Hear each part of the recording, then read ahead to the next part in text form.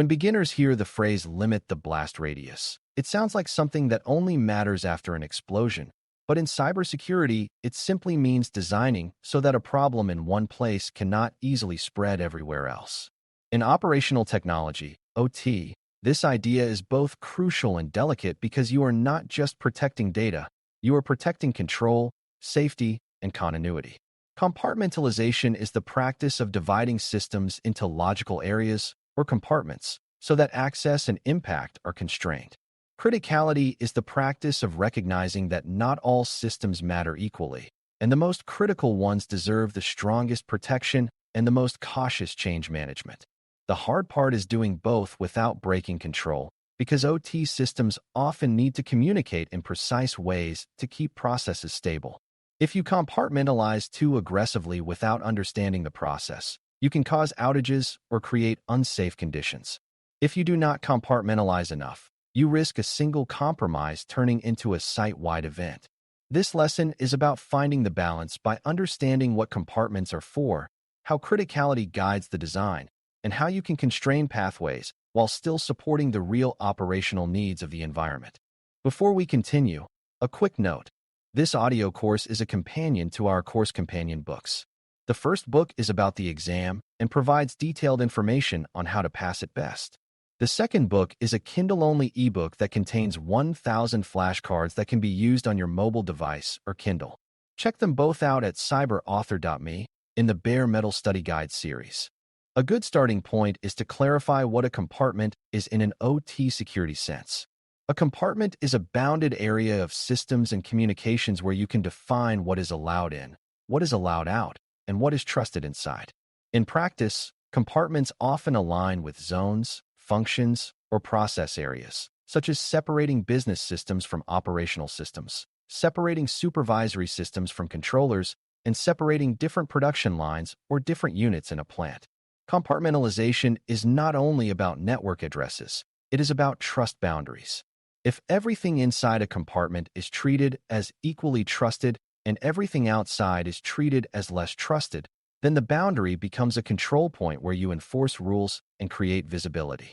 Beginners sometimes treat segmentation as a diagram exercise, but the purpose is behavioral. It defines which communications are normal and which are abnormal. The more clearly you define compartments, the easier it is to detect when something crosses a boundary unexpectedly. In OT, that detection matters because unexpected crossings can be the first sign of an IT to OT pivot, a compromised vendor access path, or a misconfiguration that accidentally opened a dangerous route. Compartment design is therefore both a prevention tool and a detection tool. Criticality is what tells you where to place the strongest compartments and how strict to make the boundaries. Criticality is not simply important versus not important. It is a structured understanding of what happens if a system is compromised, unavailable, or untrustworthy. In OT, the most critical systems are often those that directly influence physical safety and process control, such as safety instrumented functions, controller programming pathways, and the systems operators rely on to maintain safe operation. A system might also be critical because it is a choke point, such as a remote access gateway that touches multiple segments or a historian that feeds data to many consumers. Beginners sometimes assume a system is critical because it is expensive, but from a security perspective, criticality is about consequence and dependency. If many other systems depend on it, or if its failure creates immediate safety risk, it is highly critical. Criticality also includes time sensitivity. Some failures can be tolerated for hours, while others cannot be tolerated for minutes. When you understand criticality, you can prioritize where to invest in stronger isolation, stricter access control, and stronger monitoring. Without criticality, compartmentalization can become random, and random segmentation often creates operational pain without meaningful security gains. A practical way to think about limiting blast radius is to consider what spread looks like in OT, because it is not always the same as in office IT networks. Spread can mean an attacker moving laterally from one system to another using credentials and remote sessions. It can mean malware propagating through shared services like file shares or management tools. It can mean a misconfiguration allowing traffic from a corporate network into a controller network. It can also mean operational disruption spreading, such as when a monitoring system fails and multiple teams lose visibility at once.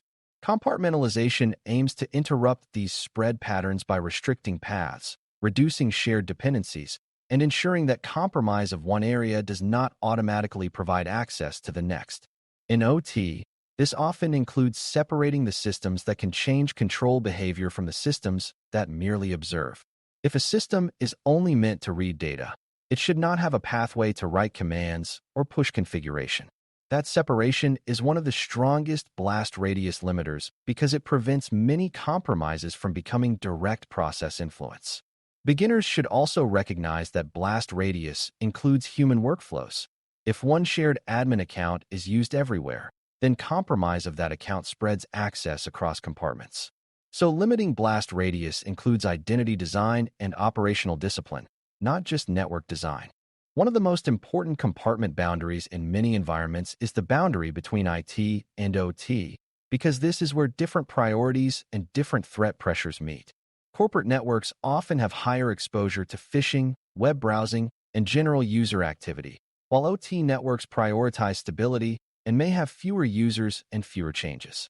If the boundary is too permissive, compromises from the corporate side can pivot toward operational assets.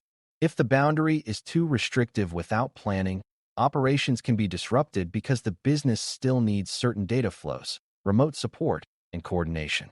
The key is to design controlled conduits, meaning specific, well-understood pathways that allow required communication while blocking everything else. For beginners, a helpful mental model is that you want narrow pipes rather than open hallways. A narrow pipe is a limited set of protocols and destinations with strong monitoring, while an open hallway is broad connectivity that becomes a playground for lateral movement. Controlled conduits also make troubleshooting easier because you can say, only these flows should exist, and then focus on exceptions.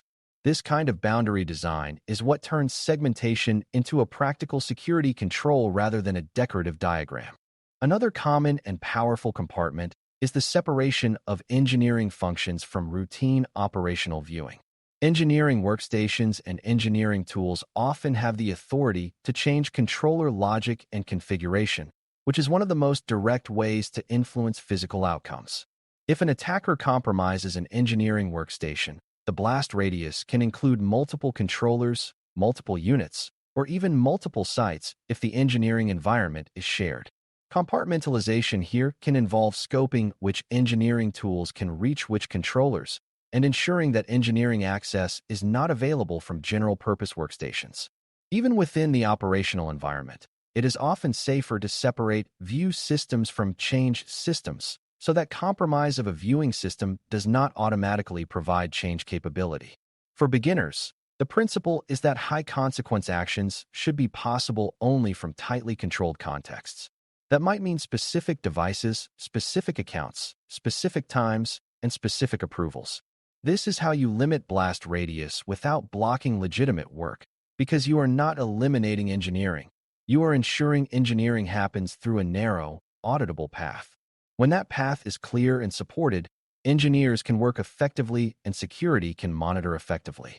Criticality also guides how you compartmentalize around safety functions, which deserve special handling because the consequences of failure can be severe.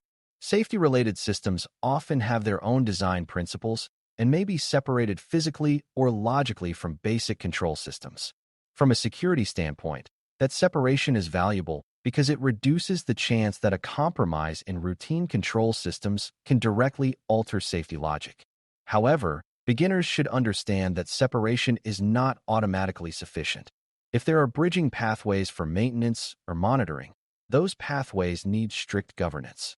Compartmentalization for safety systems often emphasizes minimal connectivity, strict authentication, and strong change control because changes should be rare and deliberate. It also emphasizes visibility into any interaction with safety components, because unexpected interactions are high-signal events. Limiting blast radius around safety is about preventing a compromise elsewhere from reaching the last line of defense. It is also about ensuring that if something is suspected, you can verify integrity and restore trust without guessing. Safety compartments should therefore be designed with both prevention and verification in mind. A subtle but important challenge is that compartmentalization can break control if it is done without understanding communication dependencies, timing, and operational workflows. Some control loops require predictable communication, and some systems rely on shared services like time synchronization and name resolution, even if those services are not obvious. If you isolate a compartment and accidentally remove a dependency, systems may fail in ways that look like a cyber incident but are actually design mistakes. That is why effective compartmentalization includes mapping required flows, validating them, and monitoring them. Beginners should learn the idea of allow by need rather than allow by default, which means you start with a restrictive stance and then explicitly permit only the communications that are necessary for safe operation. This approach can sound restrictive, but it is often more stable because it reduces unpredictable traffic and clarifies expectations. The key is careful design and testing, because you want the permitted flows to be well understood and resilient.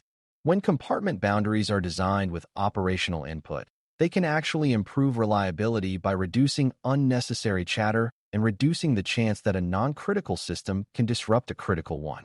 Identity and access design is another major part of limiting blast radius, and it is often overlooked by beginners who focus only on network diagrams. If the same administrative credentials work everywhere, then compartments are weak because the attacker can cross boundaries through identity rather than through network routes. Strong compartmentalization often involves different accounts for different roles, different privileges for different zones, and strict control over where privileged credentials can be used. It also involves limiting how credentials are stored and used, because stolen credentials are a common pivot mechanism. Session control can be a part of this, such as requiring access to pass through a controlled gateway that logs sessions and enforces approvals. For beginners, the important insight is that compartments are enforced not only by firewalls, but also by who is allowed to do what and from where. If you build compartments but ignore identity, you create a false sense of security. Conversely, strong identity controls can reduce reliance on overly complex network segmentation because they add a second line of defense. The best designs use both constrained pathways and constrained privileges, so the blast radius is limited even if one layer fails. When you use criticality effectively, you also create a sane prioritization for monitoring and incident response because you know which compartments are most important to watch and protect. If a low criticality monitoring dashboard is compromised, that is not good, but the immediate physical consequence might be limited if the dashboard cannot change control. If an engineering change pathway is compromised, the consequence could be much higher because it can influence controllers. If a remote access gateway that touches multiple compartments is compromised, the blast radius could be broad, so it demands urgent attention. Criticality helps you decide where to add stronger detection, where to require stronger approvals, and where to invest in faster recovery capability. It also helps avoid a common beginner mistake, treating all alerts as equally urgent. In OT, urgency is about consequence and control, not just about whether an event is bad. By designing compartments aligned to criticality, you make your security posture more understandable because the environment itself reflects what matters. That alignment supports calmer decisions under stress, which is one of the most valuable outcomes of good architecture. When you put all of this together, engineering compartmentalization and criticality is about creating safe boundaries that constrain spread, protect the most consequential functions, and still allow the process to run. Compartmentalization gives you structure, making it harder for an attacker or failure to move freely and making anomalies easier to notice. Criticality tells you where the strongest compartments should be and how strict they must be, based on safety and operational consequences. The central challenge is to limit blast radius without breaking control, which means designing narrow, well-understood conduits for required communication and pairing them with disciplined identity and change management. Done well, compartments do not feel like obstacles. They feel like guardrails that help everyone operate with confidence. For a new learner, the most important habit is to look at any OT environment and ask two questions. If something goes wrong here, how far can it spread, and which parts must be protected the most because the consequences are highest? When you can answer those questions, you are thinking like an OT security architect, even before you learn every technical detail. Thanks for listening. For more audio courses, daily newsletters, and more, please visit baremetalcyber.com.